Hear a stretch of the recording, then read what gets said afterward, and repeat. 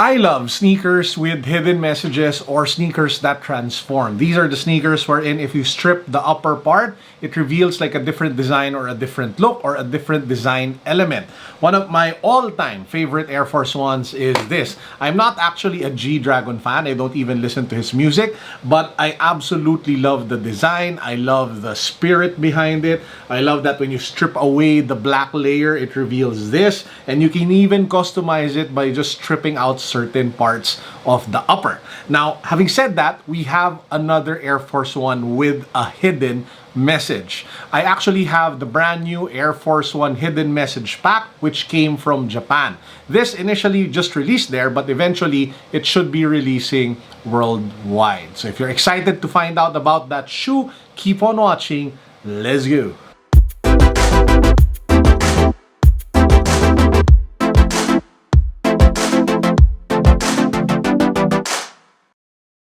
Before we get to the unboxing though, let me just remind you, we do have a couple of ongoing giveaways. We are giving away a Realme 7 Pro smartphone. We're giving away off-white face masks, legit, not fake, yo. And we are giving away Astro World Travis Scott towels. I said Astrovision before. Astrovision is like an old video shop here in the Philippines. But anyway, so those three giveaways are ongoing. I'll be drawing a bunch of the winners October 15. The links to the giveaways can be found down below. So this is the sneaker. It's part of the hidden message pack, which I think includes an Air Max 95 as well as an Air Max 2090. And this is supposed to be in homage of the colors of the 2004 Olympics. As you guys know, this 2020, we were supposed to have had the Tokyo Olympics in Japan, but that was postponed, I think, to 2021 or 2022. But the sneakers that were initially slated to release to celebrate that momentous occasion are still coming. So as you guys can see, comes in your typical Air Force One box, Air Force One embossed in silver at the top. Details of the sneaker over here at the side. I did go true to size on this one, so size 12 on this particular shoe. If we pop it open, we have a note from the guy that I got it from. His name is kicksprints.ph. I've been buying a bunch of sneakers from him in the past. He actually made a note that says, "Thanks for your purchase, Sir Carlo. We're very grateful to you for genuinely helping small businesses like us. We have attained and surpassed our goals because of your help." Oh, thanks, man. Appreciate it. I will always try to support people like you and, you know, small businesses like you. Peace, God bless. What's up, boom. So guys, check out Kicksprints PH on Instagram if you want to buy new kicks for resale. Well, good shoes that you also can get normally in the Philippines. Now, when you first see this shoe, like I am, it's kind of boring. So I am kind of excited to rip it apart. But that will be in another vlog. So abangan niyo. But this is, wait, let me just, the shoe. Bam! This is the Nike Air Force One hidden message. So let's go over the elements of the shoe. So the upper has that material that you know you can really strip away, because if you pinch it, it actually starts to, well, go with you. So you know that you can actually rip it apart. And then you have the initial colors of red, white, and black, and green and yellow. And if you take a look at the debris, it's an Air Force One gold debris, and you have white laces with red tips, but it does come with black laces and gold tips as well. The tongue is made out of leather, and then you have, of course, the Nike Air Force One logo in gold, and you have the Nike Air logo here at the back of the heel. Now, as is, to be honest, this is an incredibly boring shoe. If I will not strip away the upper layer, if it's just like this, the colors are okay. I mean, they're not something that I would be excited to, you know, to buy. Now, having said that, I am thrilled to be able to go through the process of ripping the upper apart and showing you guys what that looks like in a separate video. But for now, I'll show you a picture of what this should look like if we remove the upper layer of the shoe.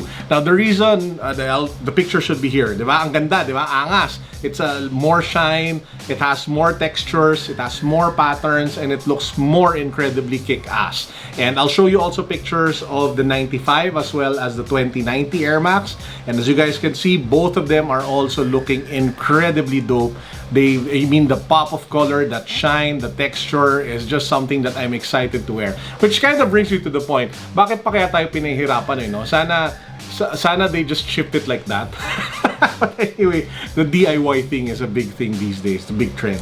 So anyway, so this one, yeah, like what I mentioned earlier, got it from Kicksprints PH. I will be doing the how do you say this, the stripping of this in the next few days. Watch out for that. Actually, the reason why I'm not doing it now is because I don't have my tools, and I'll probably ask help from one of my colleagues who does this, well, professionally. So watch out for that video when it drops really soon. By the way, speaking of really crazy Air Force Ones, I'll share a screenshot of my discussion with Kicksprints PH.